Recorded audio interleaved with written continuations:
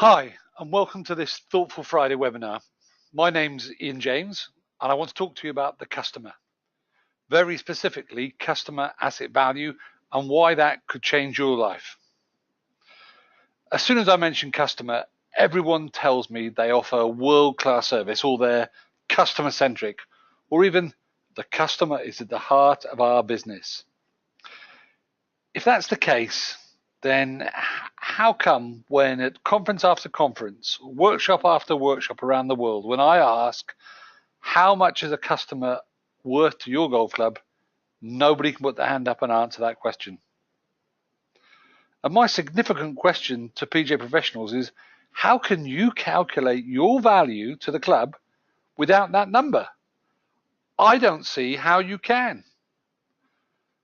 The PGA of America has a great and simple tool to help you do that. This spreadsheet shows you here.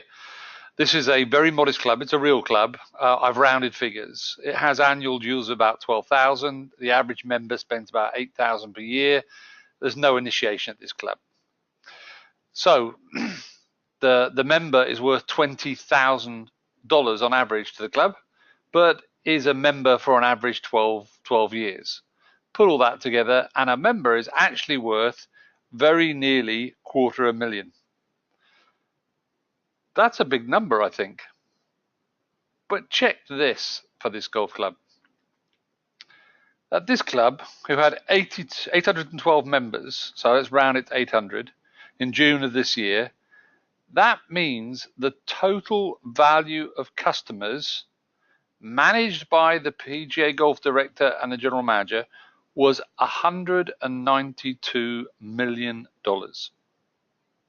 That's the customer asset value that was sitting in this club. That's a big figure. I think it's a big figure anyway. But you don't see that figure in the club's financials. The balance sheet will have a traditional look, analyzing the profit margin, as in green, on transactions and the return on assets overall. That leads to a very departmental structure of management accounts, where the performance of individual departments is tracked. But if we were customer focused, as we should be in any community business, then we should be tracking customer profitability across all the departments. If we want a financially sustainable community, we need to deliver improved customer profitability.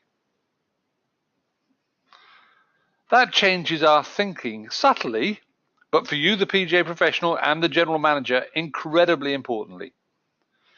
Rather than the monthly focus of management being on a departmental improvement we'd like to see, it becomes, how can we as a team deliver more value to our customers to drive up our customer asset value?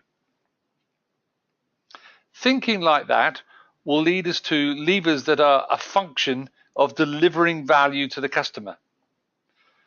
Do a better job with the customer, halve the membership losses each year, and you can, as indeed this club will, drive up the average years a golfer is a member. In fact, by 3 years at this club. Doesn't sound much, does it? But the improvement is nearly $50 million in customer asset value. Now, what have I told you? That a company play, an activity often frowned upon, a company play with golfers at risk of leaving, makes huge financial sense. What an amazing return. 6 hours of a professional's time every week, delivering $50 million. Thinking like that has profound implications for the PGA professional. Imagine 6 golfers at your club who are struggling with their golf game and likely to give up. Imagine you give them coaching funded by the club at no cost to the member to improve their golf, such that rather than resigning after 5 years of membership, they begin to enjoy their golf and get to the full 12 years average. Do you know that's an additional 7 years times $20,000 per year per golfer times the 6 golfers?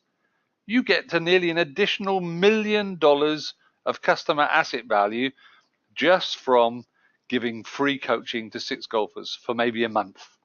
What a return on investment. Another lever might be the annual spend a golfer makes.